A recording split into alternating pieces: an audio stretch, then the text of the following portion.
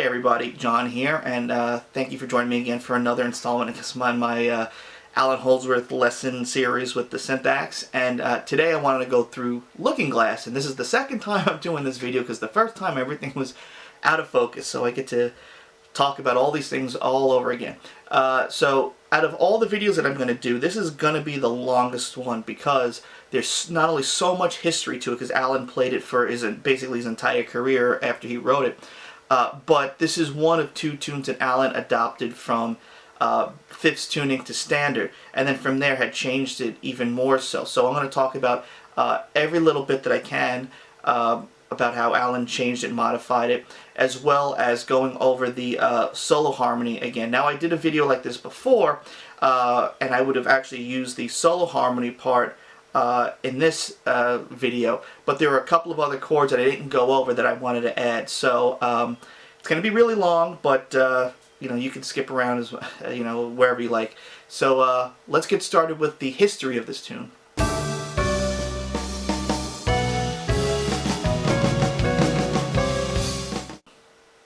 So Looking Glass is one of the tunes that Allan went over in his REH instructional video, and he shows off how wide the intervals are. This next tune is a tune from the album Atavachron called Looking Glass, and it's based around chords where the intervals are pretty wide. Like, for example, the first few chords are played on the first two strings and the last two strings only. But I like to do that because then you can give each tune a colour rather than just playing the same voicings for your favourite voicings in every tune.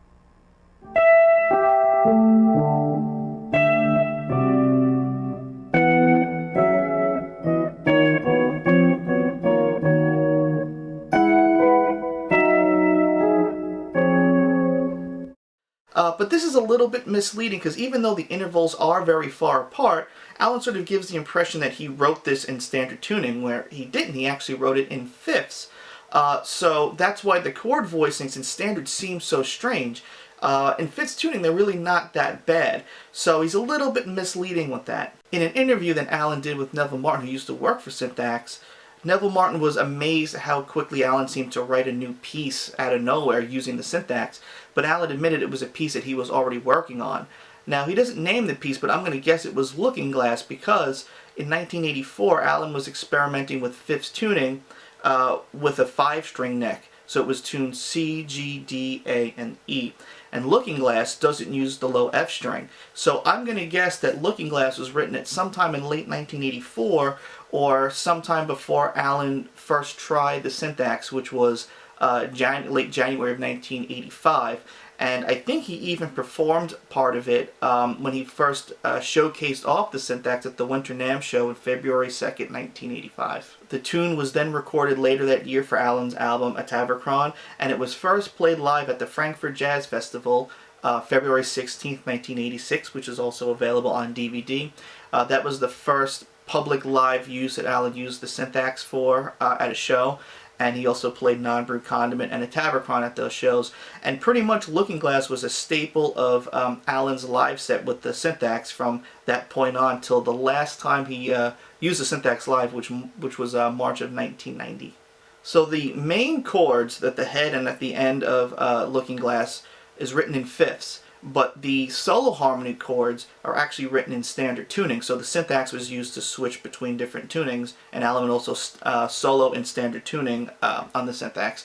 But after March of 1990, because of the unreliability of the SynthAxe, Allan opted to use a double neck. So one of the necks was tuned to fifths, and the other neck was tuned to standard. So Allan could play the chords, and then play the solo chords, and also the actual solo on the standard tuning neck. The first time Allan used the double neck live was also in March of 1990, but I think he only played Non-Brewed Condiment with it. But then from May of 1990 till about the fall of 1992, Allan was using the double neck to play any of those tunes that had fifths tuning in it, which was Looking Glass, Sphere of Innocence, and Non-Brewed Condiment, which we just went over. But I think because of the fact that he was only using the double neck for 3 tunes, and it was another big bulky piece of gear that he had to lug around, in fall of '92, Allan then adopted some of those fifths tuning pieces to standard, and we already did Non-Brew Condiment, and then Sphere of Innocence he just dropped off the set. So Looking Glass is what we're going to cover now. Now with Non-Brew Condiment, when Allan adopted it to standard, it was actually not too bad because he just pretty much removed the lowest note of his 4-note chord and had the bass play that and just play the upper 3 notes of it. But Looking Glass, there's a little bit more to it. Allan actually changed some of the root notes because the voicing was so wide you couldn't play all the notes. So he actually had to modify some of those chords, and that's what I wanted to go over. Because the different eras, Allan actually changed it. And then in 1997, Allan changed it a little bit more, and from that point on pretty much played it the same way until I think the last time he might have played it was in 2017. The other interesting thing I wanted to go over is how Allan had to change the ending of the solo chords when going back into fifths tuning. Depending on the band that he played with and the year, it's different. And for the entire time that Allan played this with the SynthAxe, he played as a quartet. With the keyboard player, he would always take the first solo, and the keyboard player would take the second solo. But then he switched it to standard. He was still a quartet at the time, but then from 1997 on, he was mostly a trio. So again, he had to change how that ending was in order to get back into those head chords.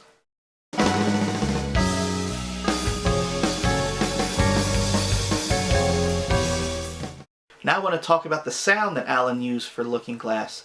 On the record, it's a little bit more complex than the non-brewed condiment sound that we just did. It uses that same sort of marimba sound, and it also sounds like an Oberheim. It sounds like he used the same exact patch, but there are some strings underneath it. So the marimba sound is for pretty much the initial attack, but the string sound behind it, which I also think is an Oberheim, gives it some more sustain. So on the record, I think Allan actually recorded 2 different takes of SynthAxe, one with that marimba Oberheim sound and the other with the Oberheim string sound, and then blending them together. With the SynthAxe, you can actually play 2 different sounds at the same time. Actually, a bunch of different sounds at the same time, but it's a little bit more complicated for live use. So I think for the recording, Allan just played the tracks twice and then combined them. But I'm going to be playing both sounds together using my VST program on my laptop, and I want to thank Luigi Masella again for creating those sounds, because without it, I wouldn't have gotten anywhere close to getting that same sort of sound. The other thing that Allan added on the record is that there is distortion guitar that's just playing the melody of the head chords, but it's not through the entire thing. It's only in some certain sections, and it seems to bow out. So through the entire span of time where Allan used the SynthAxe to play this tune, the sound that he used for the chords were pretty much consistent. The only difference is, I think he changed the marimba sound from that Oberheim, what's on the record, because it's a bit warmer and darker, to a colder kind of sound, which is what you hear on that 86 DVD. And I think he's actually using a DX7, or more specifically a TX7. And the keyboard player was always playing the strings, so then you'd have both of those sounds combined. On the record, Allan's playing clean guitar for the solo chords, but live he's still using the SynthAxe, so he had to choose a sound for that. And I've heard a variety of different sounds. I've heard him use a string sound, which is what I'm going to use. I've heard him use like a choir-y kind of sound. I've even heard him use the marimba sound for that as well. I think even an organ sound too, but again it really changed on the tour and whatever Allan was feeling at the time. His lead sound also changed depending on the year. I guess as he was developing the sound that he wanted to hear, he would change that as well. So for example, the sound that you hear on that 86 DVD that's really throaty, doesn't really get used after that tour. Once he did the Sand tour, the sound that he used for the leads on Sand is pretty much what he used for Looking Glass, and that also changed. So the lead sounds and the solo chord sounds always changed, but the main marimba sound was pretty much identical throughout those 4 years that Allan performed the tune. Alright, so that's enough about the history of the tune and the sounds that Allan used, and let's get down to actually playing it.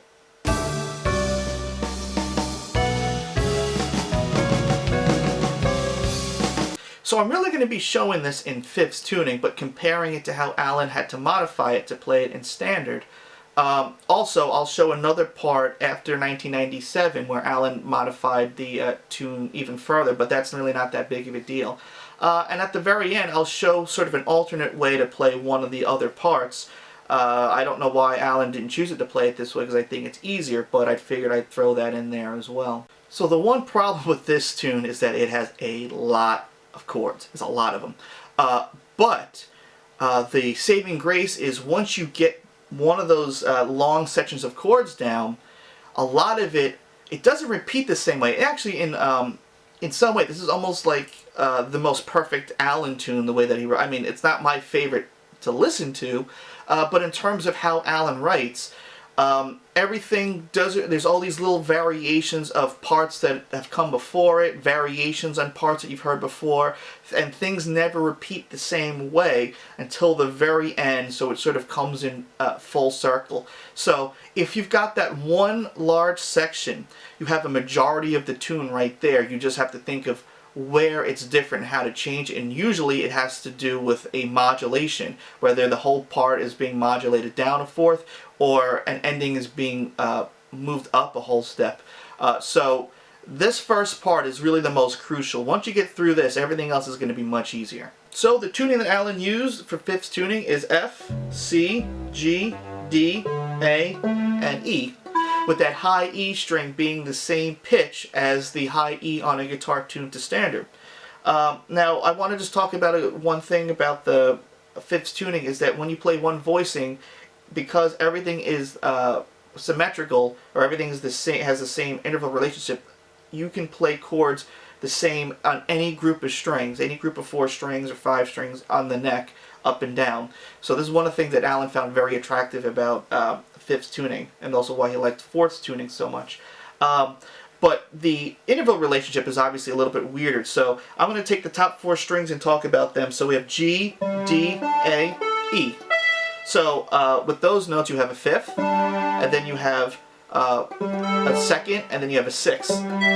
So all these four strings right here, it's 1, 5, 2, 6. So that means if I take the 2 and I move it up a half step, now I have a minor triad. And then if I move that up a half step, I have a major triad. And I move that up a half step, sus4 triad. And then of course on the top we have the 6. So this is I'll just play a sus2 chord with the 6 on the top. And then that 6, there's the flat 7. And then the major 7. And then finally we have the root. So all of our minor triads look like this, and our major triads look like this. And the reason why I wanted to go over that is because that's how I think Allan came up with the first few voicings for Looking Glass. If we take this D major triad, okay, so I'm playing 1, 5, 3, and then the root again. But if Allan's playing in diatonic to G major, so if I take the top 2 strings and move them to the next note in the scale, then this major third becomes a sus4, and then that root, that D, becomes the 9, and then we have the first chord of our tune, which is a D sus4 add 9.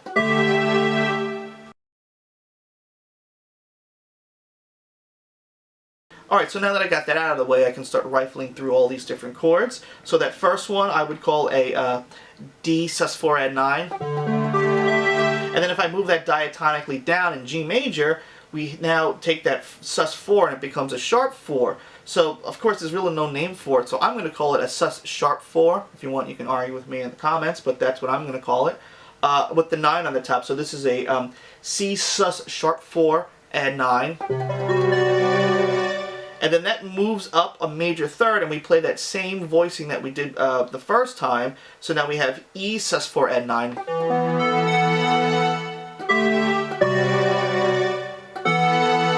And then the next chord is this F sharp sus2 with the flat 7 on the top. So F sharp sus2, F sharp 7 sus2.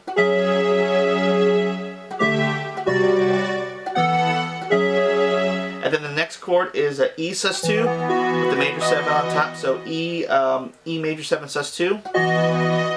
And then we have an E flat sus2 with the flat 7 on the top, so E7 sus2. And now with this happens in a couple of parts in this head section, is Allan's playing the bottom part of the triad chromatically up and down while keeping one note pivoted. So in this case it's the flat 7. So it's an E flat sus2 with the 7 on the top. And then that E flat sus2 goes to E sus2.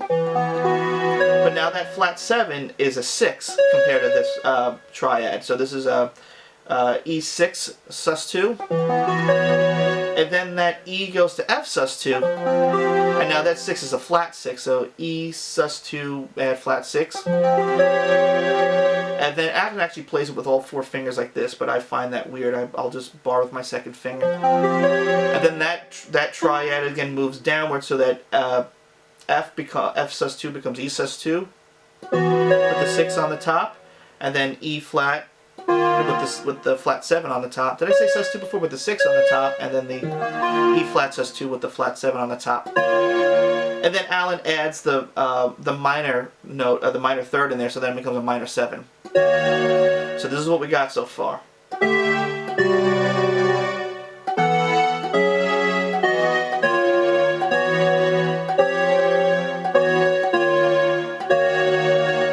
That's in fifths tuning, and now we'll see how it is in standard. Now, unfortunately, my step-on pedal for some reason isn't working anymore, which I don't know why, because I only used it for the previous lesson for non-brucodiment. But luckily I can just switch it from the console here. So now we're in standard tuning, E, A, D, G, B, E. And all the chords here, their voicings are identical, which is why the voicings look so weird, is because in fifths tuning the intervals are so much wider.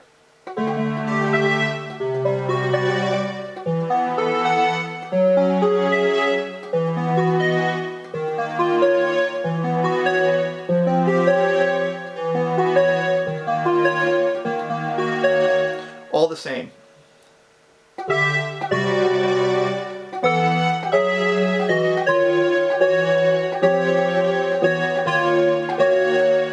I do want to make mention of this one thing. When Allan is playing live, I mean, I'm sure he's doing this also at home, but when he's playing live with the pick, he always holds the pick, I don't have a pick here, in his first finger, like inside like this. So he's always plucking the strings with his thumb, second, third, and fourth finger for everything. So that's sometimes what makes it easier to figure out the chords, because you have you're removing one finger. Now, when I first saw this, Allan playing this live, I thought he was using his thumb to strum the E and the A string, like this, and using his third and fourth fingers to pluck the E and the B string. But actually, what Allan's doing is he's using his second finger to play the A string like this, and his third and fourth finger to play the B and the E string. I find that so awkward, and it's hard to see because his finger is so long, but he is actually using his second finger to play the A string on the bottom. I'll be using my thumb to just brush through the strings. I think maybe after a while he might have stopped. It's really hard to see, but I know, at least in the RH video, for a split second you can see that he's using his second finger for the A string. Alright, so standard tuning, all the same voicings are identical. The second part, though, there's going to be a difference. Alright, back to fifths tuning. The next chord here is this G sharp minor 7 sharp 5. You can also think of it as a E add 9 in first inversion, but I'm going to call it G sharp minor 7 sharp 5 because of the lowest note. Then it goes to what I would call, again, an E major 9, but the F sharp's in the bottom. A lot of times Allan likes to put the extension in the bass, which is why sometimes the chords are so hard to name, and we'll start to see that in different parts of this tune and other ones as well. So I would consider that an E major 9. So both of these chords belong to the same key. And then again we're going to take that little chromatic sort of pivot point thing, and Allan plays a minor triad here. It's a F minor triad, but now we have the flat 6 on the top. You can also think of this as a D flat major 7 in first inversion. Allan uses this voicing a lot, and in fact we've even seen it in non-brute condiment. But in this case, I'm going to call it an F sharp minor with the flat 6 on the top, because that minor triad is going to move chromatically up and down. So F sharp minor with the flat 6 on top. I'm sorry, F minor with the flat 6 on top. Then F sharp minor, but that flat 6 now becomes just a regular fifth. So it's just F sharp minor, and then that F sharp minor goes up to G minor, and then that 5 becomes the sharp 11. So G minor with the add sharp 11. That moves back down. F sharp minor, F minor with the add flat 6, and then it moves down one more time, so now it's an E minor with the 6 on the top. So that whole thing sounds like this.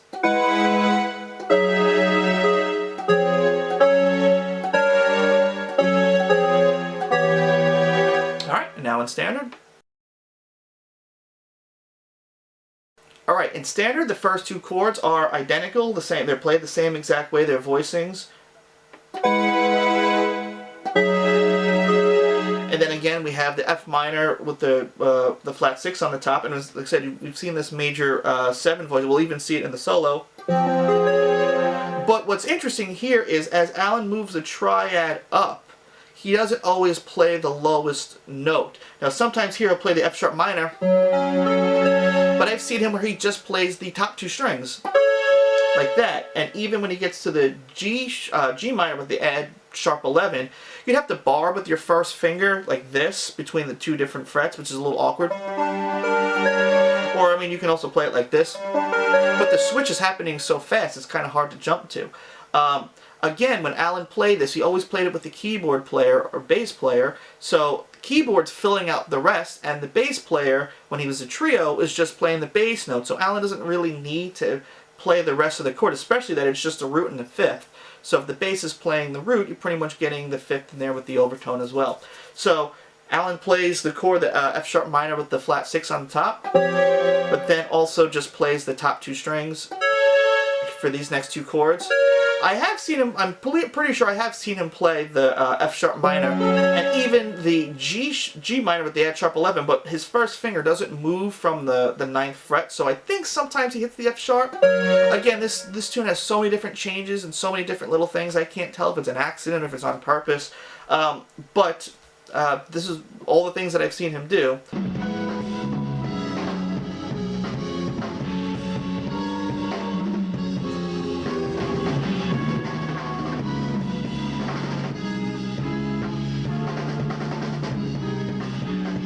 And then it goes back down to the F sharp, F minor with the flat 6 on top, and then the E minor 6. So almost identical without those 2 notes on the bottom. But again, if you can play them if if you have the dexterity. Like that, you can still sort of get the point across. Alright, so we're almost done with this, what I would consider, I guess, the A section. And then we're going to get to now the ending.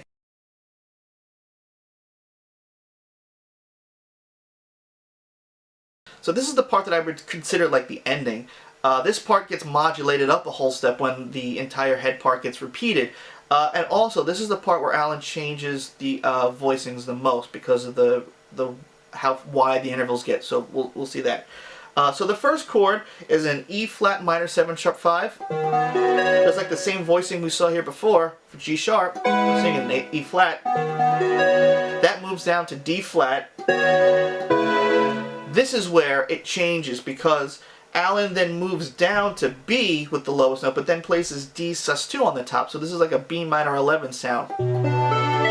Now we're going to start to see where the notes get a little too wide. That's where it changes. So these 3 chords are always the same.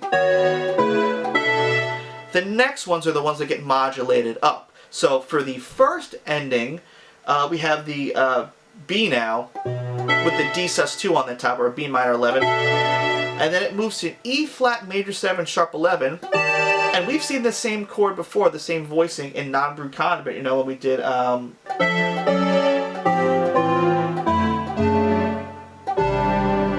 same chord, just moved up. So this is an E flat. This is an E flat major 7 sharp 11, or you can think of it as a G sus2 with the E flat in the bass. And this is going to help because the next two chords are a little weird. We have this chord, which is like an E minor with the D in the bass. So this is like an E minor 7 in third inversion. And then that goes to D major with the C in the bass. So that's like a third inversion D7 chord. And then we get to this chord, which is like an A major in first inversion because we have E, A, and C sharp with a B in the bass. So it's like a B9 sus4 or an A major in first inversion with the 9 or the B in the bass. And then that moves down a whole step. So now we have a first inversion G major, but now with the A in the bass. So that whole section sounds like this.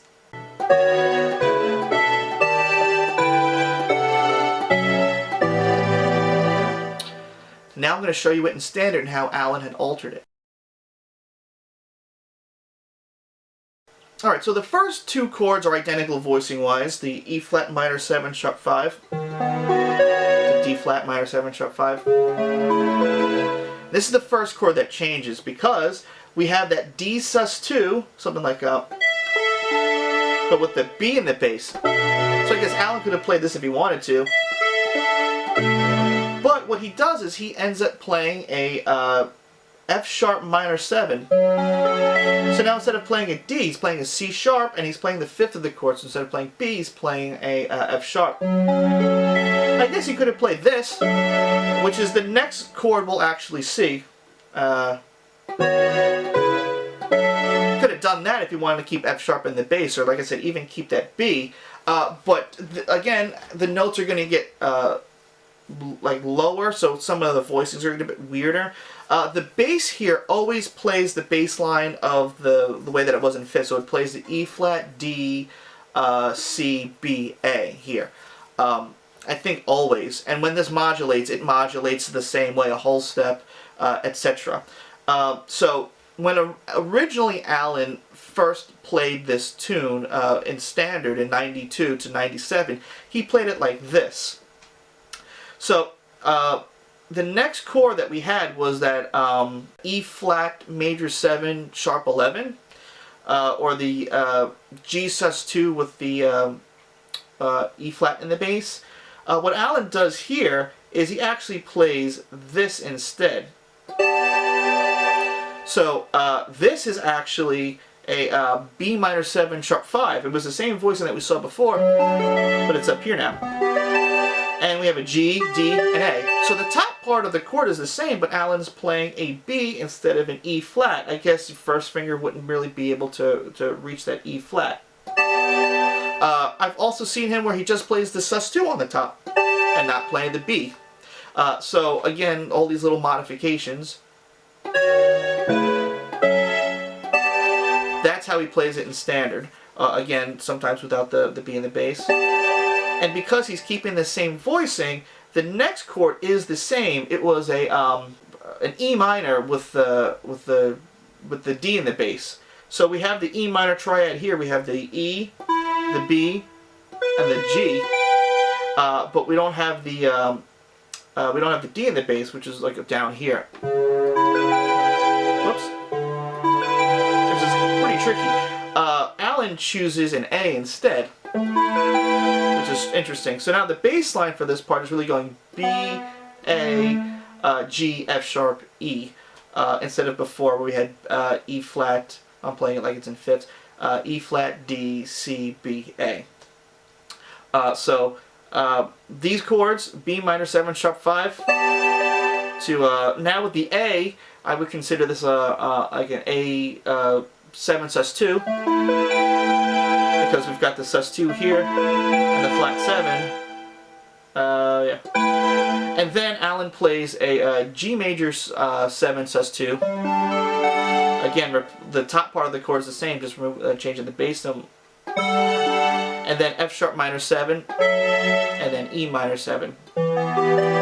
So he had changed the bass note for both of those chords. So I'll play the whole thing, how he plays it in standard again.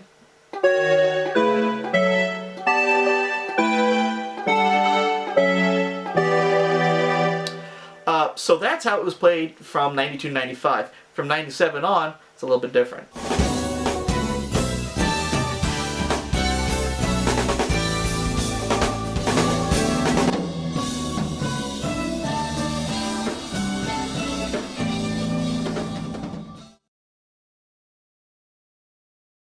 It's interesting because Allan actually would mess this part up a lot live. I'm not sure why. I don't really think it's too bad, but I've seen him bungle the sus2 shapes and the fingerings a little bit, and I'm no disrespect, you know, it happens to all of us, but this part more than any other part I've seen in live videos. So after sometime in 97, instead of doing these wider intervals, or at least wider stretch ones, Allan, instead of playing a B minor 7 sharp 5, just played a regular B minor 7. So that D went to C sharp here. I'm sorry, that G went to F sharp. Why did I D? And because he's already playing this shape, instead of playing the A7 sus2 like this, he just plays it like this. And that maintains the shape for the rest. So from 97 on, that part was played like this.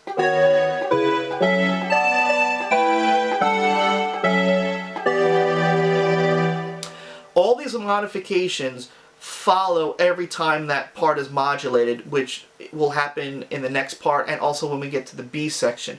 So all those chords I'm not going to really rename again, I'm just going to say how they're modulated, because again, like I said, they're identical.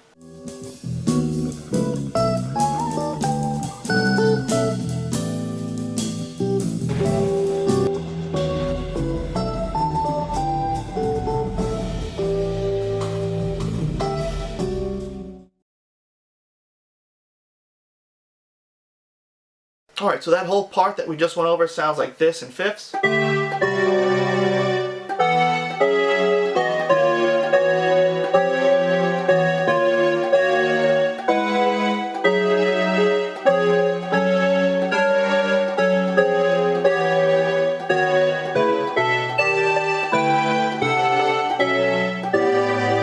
the good thing is the whole part that we just played gets repeated again, but the last few chords are modulated up a whole step.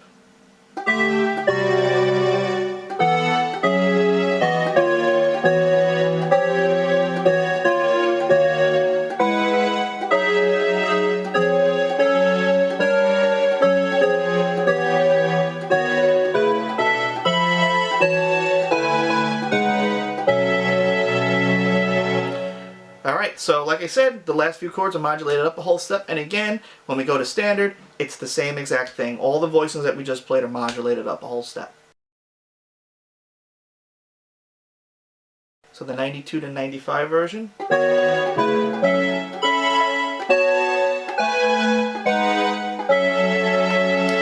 And the 97 on version.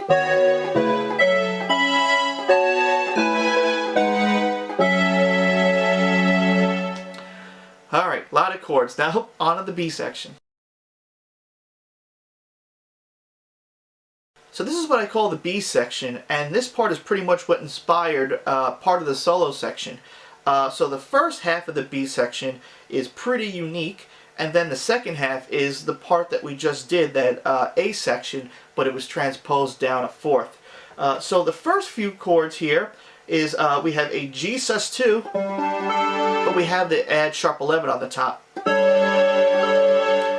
And then the next chord is an F sharp minor, but now we have the 11 on the top. And actually this voicing we've seen before in Sphere of Innocence when I did that video on, only it's like this. But it's the same idea, it's a minor 11. Then it goes to a D sus2 with the sharp 11 on top. And then this chord, this has kind of got a weird name. I'm going to call it an E major 13 with the sus2. And what's interesting is Allan plays the ends of this chord and then plays the middle sort of two notes like that. So all those notes together make what I would consider an E major 13 sus2. So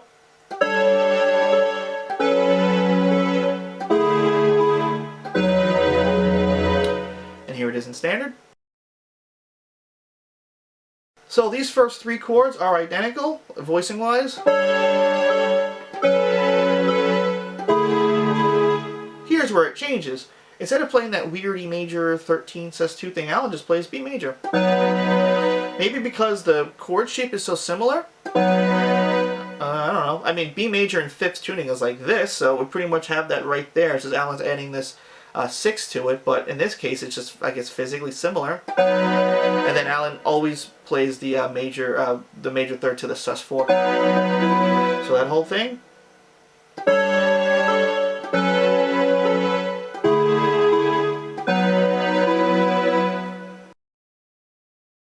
Keeping with that same thing, we have a C sus2 with the sharp 11. But now on the same string, Allan plays the F sharp to G, like that. Moves all the way up to, this would be G major, but he's adding the 9 in there. So this is G major with the 9 on the bottom, so G major add 9. And then again, we have that same, so again we have that E sus4 add 9. E major, which I think is the giveaway to how that part was written. So again, that whole section.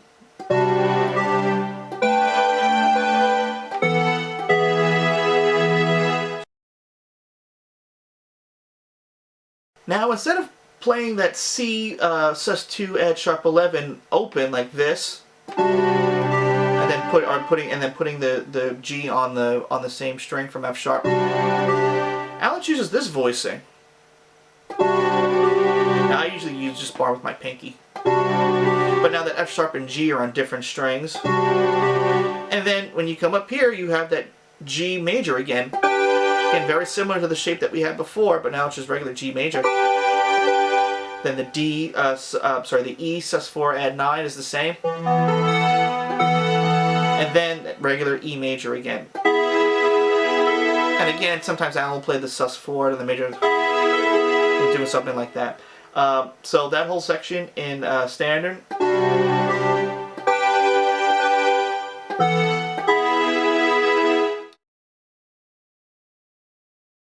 Now that part that we had just played gets modulated up a whole step, so instead of D to E, it's now F sus2 with the add sharp 11 to the G major 13 sus2. Same with those two notes in the middle. Then we go back to the C sus2 add sharp 11. And then from here, it repeats the head chords that we just did, a perfect fourth down. So instead of playing it in D, we're playing it in A.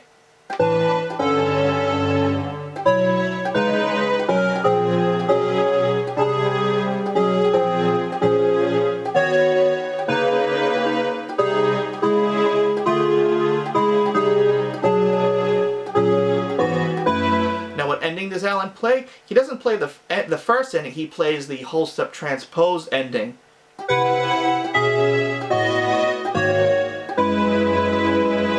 Like that. And again, for standard, all the things that we just did apply to it, apply the same way. There's no other change. I lied. There's one other little change, but it's so insignificant.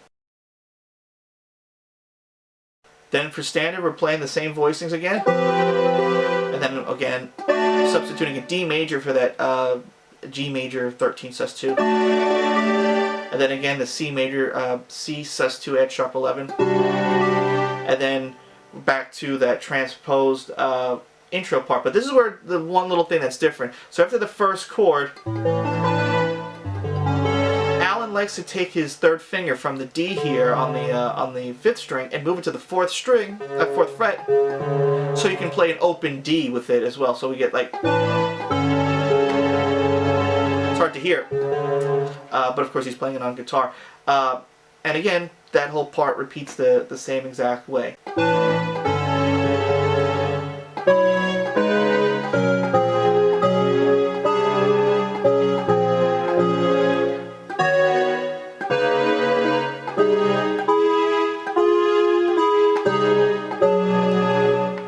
Then again, the 95, the 92 to 95 way.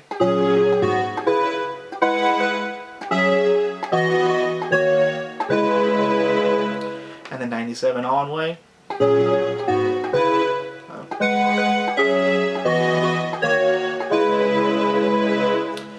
So yeah, a lot of chords. I mean, I didn't write it, but now it's time for the solo section.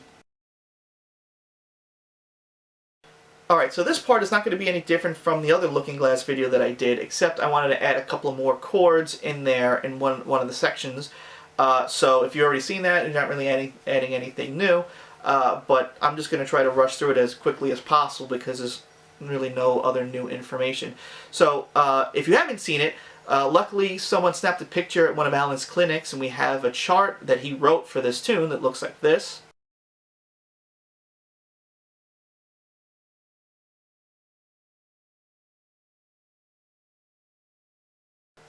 Now, if you haven't seen my 5.5-hour video, and I don't blame you if you did, it's very long, but I go through some of Allan's symbols, and for this chart, the symbols are actually pretty easy. Obviously, we have some, you see some that just say A, and that just means A major, but you see other symbols like DX or EX, and what does that mean? X just means Dorian. Again, that's like Allan's minor tonality is Dorian. He's just thinking within that key, and it doesn't necessarily mean the actual pitch tonality or the mode sound that you're going to hear. It's just how he sort of thinks of that particular scale on the neck, and we'll see that a little bit later. The other symbol that we see E with the two little circles. That's Allan's symbol for the half-whole diminished scale. And I talked about in the video, because you see the two circles, it's like you're playing two notes and then skipping one, two notes, skipping one, two notes, skipping one. So it's like his visual guide to how he sees that scale. I didn't come up with that, someone else did. I'm not that smart. And the other thing that's a little weird in there that I can't figure out, I'm pretty sure I know what it means though, but this is just a guess. You see a little circle there that says F something with CX. Well, CX means C Dorian, which is the same thing as B flat major, and F in there is our 5, so I think that little thing means a 7, so I think that's an alternate scale for that part. Again, I'll talk about that when we get there, but that's just an overview that what we have for Allan's chart. It's really just playing Dorian or the major scale. I mean, again, it's how Allan looks at it, and sometimes you'll see like A/BX, that's A major or B Dorian. Again, they belong to the same key. But you just are playing something from the major scale there and the diminished scale, and that's already the entire part of all the scales that he's using for this section. Alright, so what makes following some of Allan's solos so difficult, like I talked about in that 5.5-hour video, is if you don't know what he's playing, it's obviously hard to follow. You're just hearing notes fly right by, so you have to really have an understanding of what the chords sound like. And even with his chart, it's not very obvious. So with this chart here, basically every time you see a scale by itself, that means one measure. But the first part, where it says EX, that's actually for 4 measures. And again, when Allan's soloing, he always takes the first solo, whether he was playing it with the SynthAxe or in standard tuning with the quartet. Of course, when he played as a trio, he was the only person that soloed, but he always took the first solo. And what would happen is when he got to the end of the chord chart, that doesn't mean that's where Allan ended. Allan continued the solo and then pretty much petered out through sort of like where the first 3 or 4 changes are. So that's not obvious where the switch is from Allan stopping to playing a solo to where the keyboard player plays, because it doesn't start where the actual solo starts.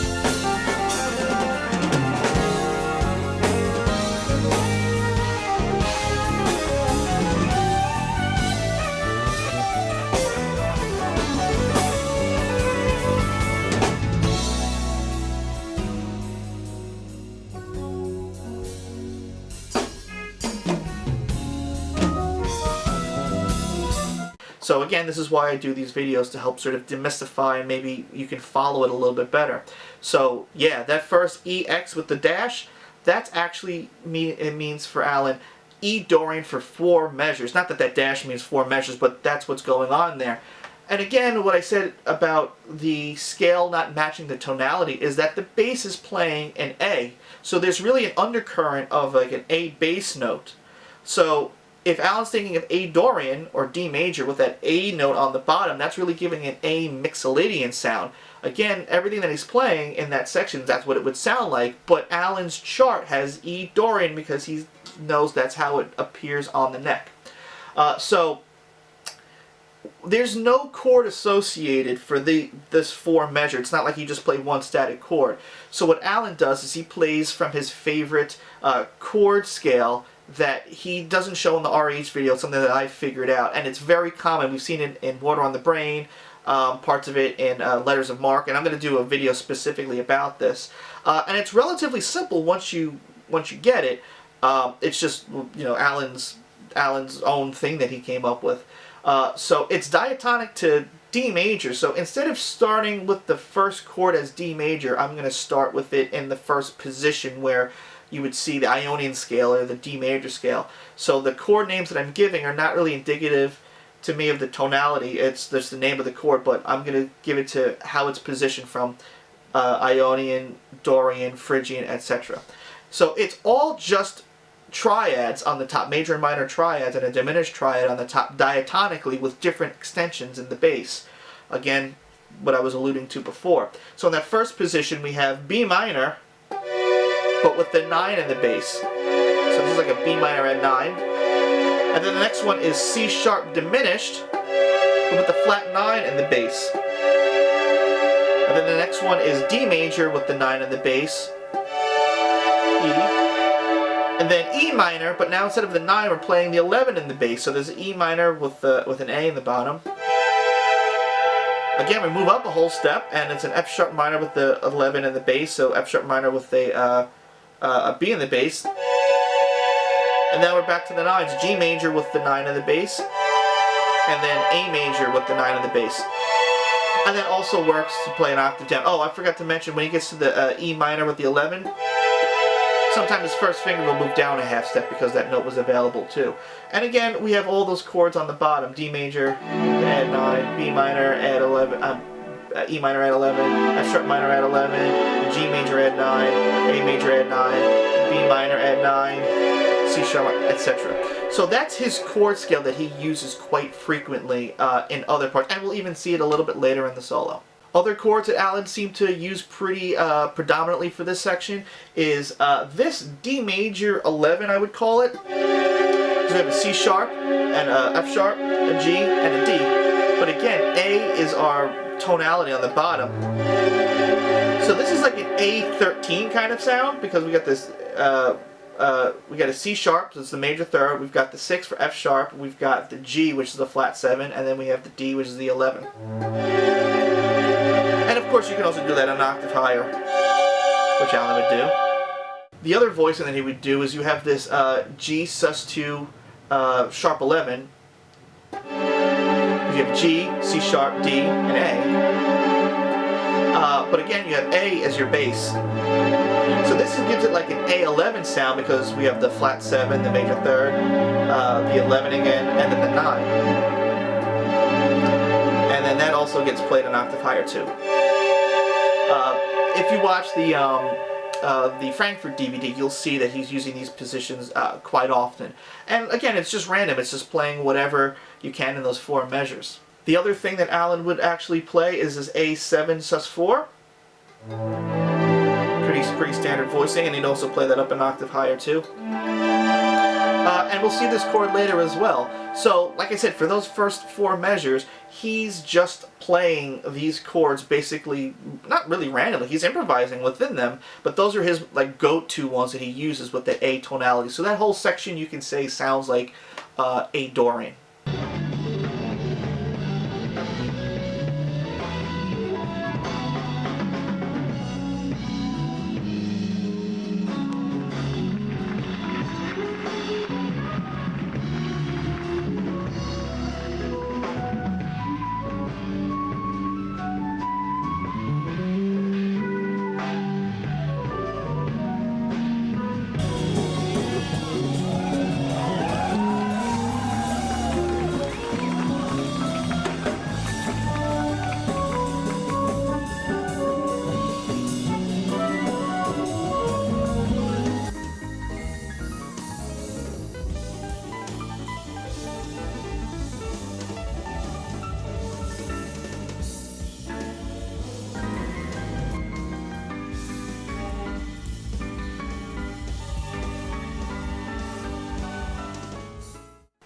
Then after that's all done, Allan plays an A major with the B in the bass. Again, you can think of it as a B9 sus4, but Allan's chart has A major in it. So this is got an Ionian tonality. And then the next chord that Allan plays is a favorite of his. This voicing is an A flat minor 9 voicing. And Allan's chart has A flat X, which means A flat Dorian, so that has a Dorian tonality. After that, Allan goes to an F sharp 7 sus4, that voicing we saw before, here. That is usually pretty consistent, but that's for 2 measures now that Allan's playing that in that tonality. And Allan's chart has B written on it, B major, so that means it gives an F sharp mixolydian tonality.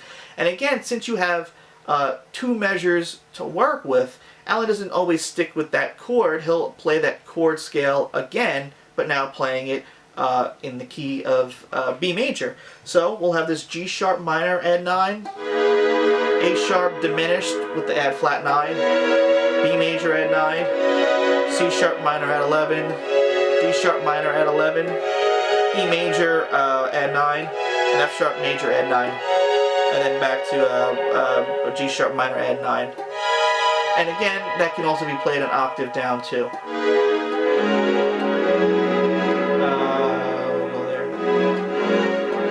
In that area. So again, we have that chord scale appearing for this little section for 2 measures. Then after that, Allan plays an E flat minor 9, same voicing we saw before, but now you would expect E flat Dorian, but you're not seeing an E flat Dorian. You're actually, Allan's chart has A flat Dorian written.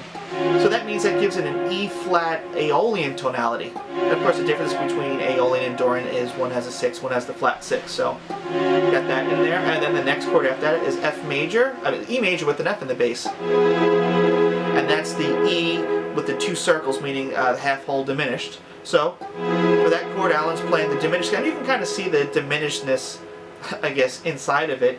You know, with I talked about that in my instructional video about that. And again, it's a major with the 9, or at least the flat 9 in the bass here, which is pretty frequent in Allan's playing. So that whole first section sounds like this.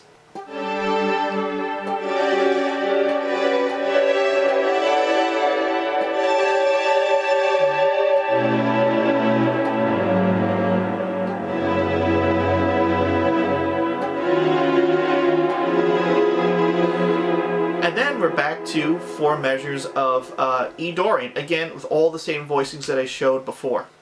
So now, after that 4 measures of E Dorian, or that A mixolydian sound, Allan plays A flat minor 9, and his chart has B major written on it, so that gives it an A flat Aeolian tonality, and then it goes to E flat minor 9. And Allan's chart, he has written, I believe, A flat Dorian. So again, that gives it an E flat Aeolian tonality. Then that chord gets moved down a whole step to C sharp, or D flat minor 9. And Allan's chart has B major written. So now this has a D flat Dorian tonality, or C sharp Dorian. And then again, you see that C major 7 voicing, or the E minor with the add flat 6 on the top. And Allan's chart has A Dorian written. So C, A Dorian is the 2 of G major, and the C major 7 is the 4. So this gives it a Lydian sound to it. So that whole section sounds like this. Again, 4 measures of that E Dorian improv.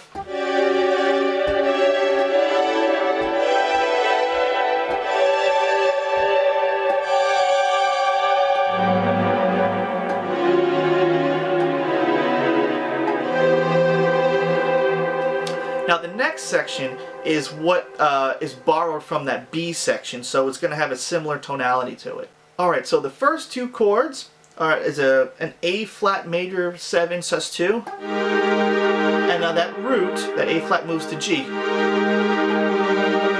that becomes like a first inversion E flat major. And Allan's chart, he has written down F Dorian. So F Dorian is the 2 of E flat, and since we're playing A flat, that gives it a Lydian sound over this chord. And then once that note moves down to G, now it has an E flat Ionian sound. then that same idea is now moved down to the 6th fret. So now we have E flat major 7 sus2, and that E flat goes to D. What's different is that first chord, Allan is still playing F Dorian, so it still has that E flat Ionian tonality. But then once his finger moves down a half step to that B flat, he's got, I believe, B flat or CX written on it. So that now gives it a B flat Ionian tonality. So E flat Ionian to B flat Ionian sound.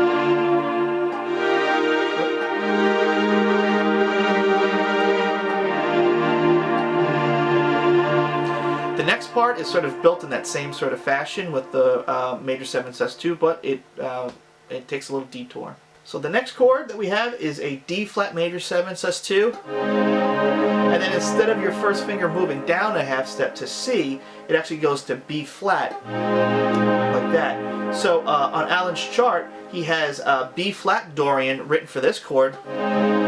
So again, B flat Dorian is the 2 of A flat, and we're playing D flat, so this gives it a D flat Lydian sound.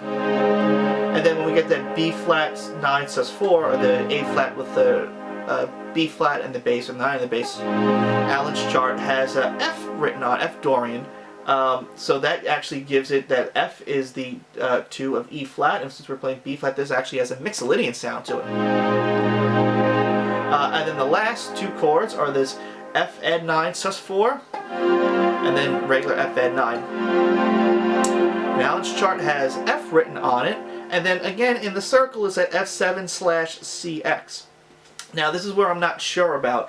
I don't, because both things work for both of those chords, so Allan might treat it as that F can work over both of them, and that F7 or C Dorian is an alternate, or you can do F over the first chord and then F Dorian over the second one. I'm sorry, C Dorian over the second one, giving it an F Mixolydian sound, or you could do C Dorian over both of those two. Again, I think because it's in the circle, it just means it's an alternate, and you can use it. I don't know if it's following that, but again, Allan does that a lot, where he has sometimes alternate chords, alternate scales over specific chords, depending on how he wants to play it as. So when the solo actually ends, it ends on that F, whether it's in standard tuning or in fifths. But there's a little turnaround here, and that turnaround happens when you're actually soloing within that piece. Again, Allan, this is even though the solo ends here, he continues soloing when it repeats to the beginning of the solo section, the solo chords, and it peters out afterwards. It doesn't end here. So the chords are actually G flat major 7 sus2, same voicings we saw before, and then this A flat major 7 sus2 voicing, which is interesting because a lot of times when we see this voicing, Allan's playing it like this, where he's barring with his pinky, but he plays it like this for whatever reason. So it's more like an E flat triad with the A flat and the bass, and then sometimes he'll actually play the A flat on the top and pull it off, and then it ends with a D flat major 7 sus2. So the turnaround.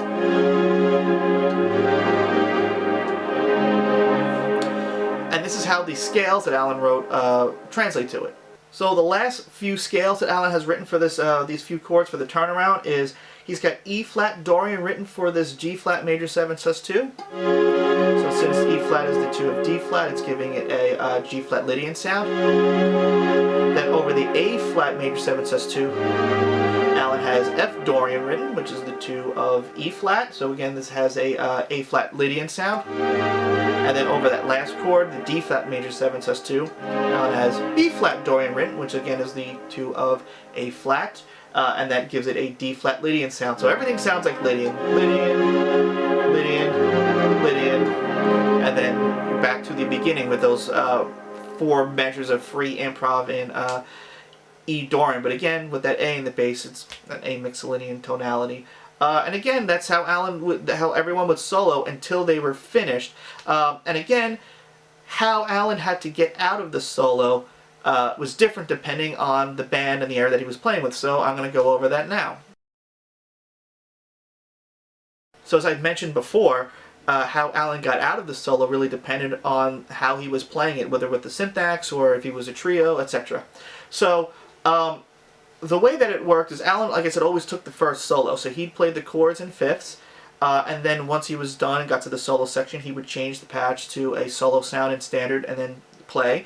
And then once he was done, like I said, he wouldn't play it. He wouldn't finish at that turnaround section. He would sort of meander through the first little bit of the head of the solo, and then the keyboard player would take over, and then Allan would now switch to standard tuning, but using a different patch, whether it was strings or whatever. But then he's got to get to fifths tuning again. So how would you do that? Well, when the keyboard player was done with his solo, he would signify it by playing the melody of the B section. And that would be the time where Allan would now switch to fifths tuning. And that part, like I said, is the first half of that B section. Well, not really the first half. It's really the first few chords of that B section transposed up a half step. And like I said, how that chord ended with the F sus4 to F add 9 to just the F add 9. Well, we'll see it here. So that the first, 8 chords or whatever are now modulated up a half step. So instead of having G to F sharp, we have A flat to G.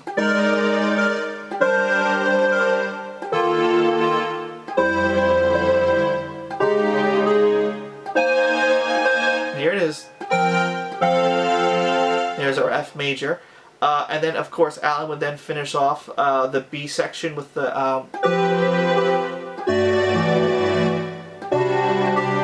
same exact way as we played before, and that leads to the ending part. So now I'm going to talk about it in standard.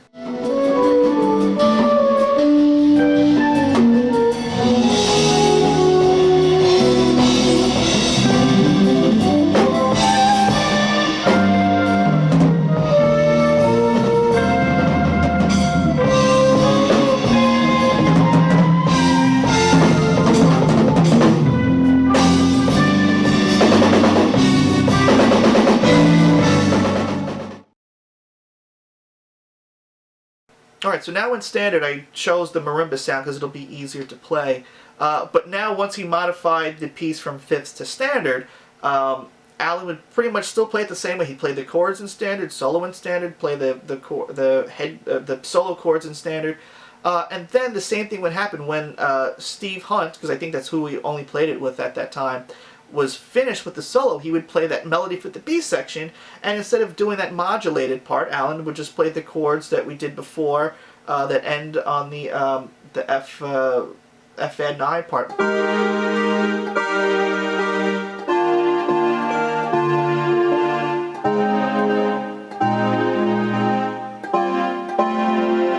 And then back to the etc. like that. Not anything different. The only other different thing is after 95, really 97, when Allan started playing as a trio, the only difference is he wouldn't throw it to another keyboard player. Allan would just play the solo, and when he was finished with the solo, he would then just jump into those chords. So this was always the route to get back into the B section.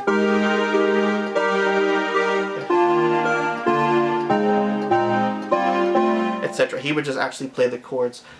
So that's a majority of it. Now all the rest is what we've seen before. So I'm not going to really go over the chords too much. I'm just going to sort of play through it and mention where they're different.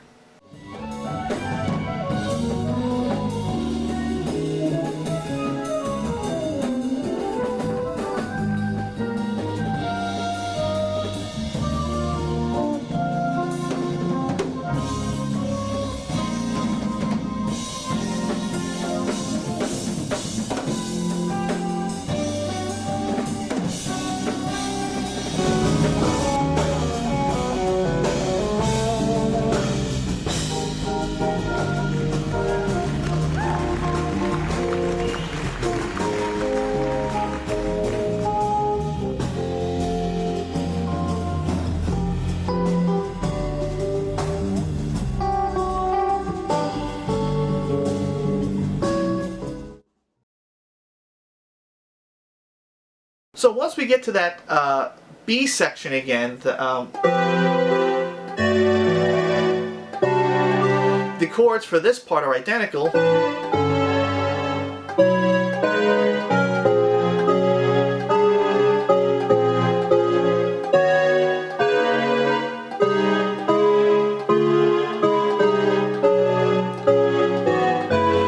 instead of taking the second ending like we did to get into the solo, Allan plays the first ending. So that's modulated down a whole step from where we saw it before.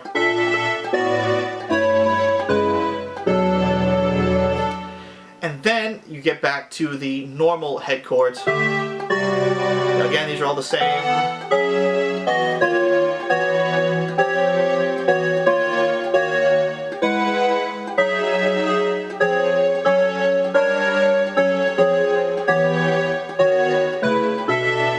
And now you take the second ending, and that's how the piece ends.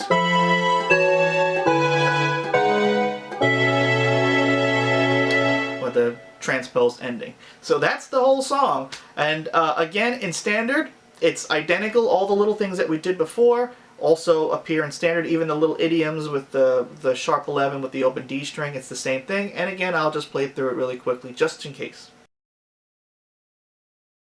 Again, getting out of the solo from the B section.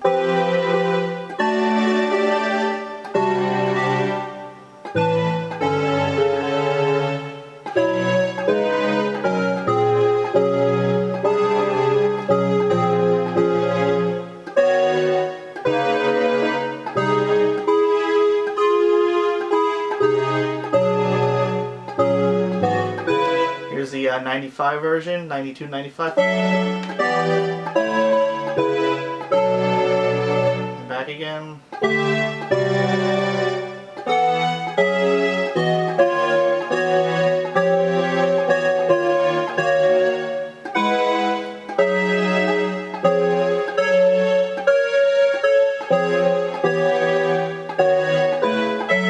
Again, that 92, 95 version.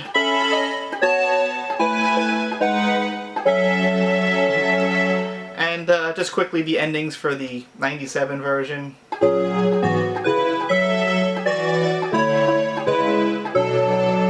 And the other part.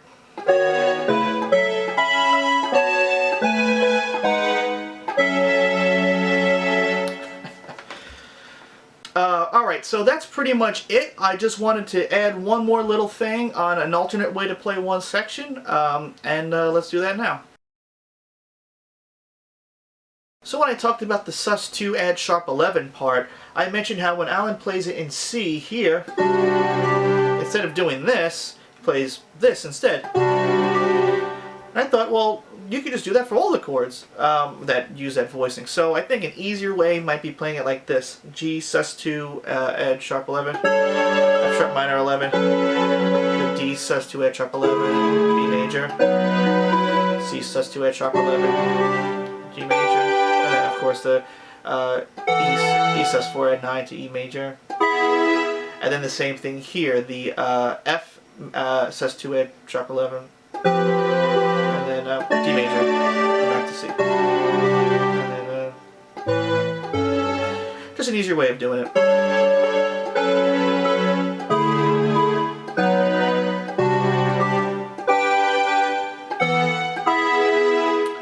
So yeah, I just wanted to go over that because, I mean, it might as well just go big or go home. So that's literally everything I could think of about this piece. All the different ways Allan played it through all the years.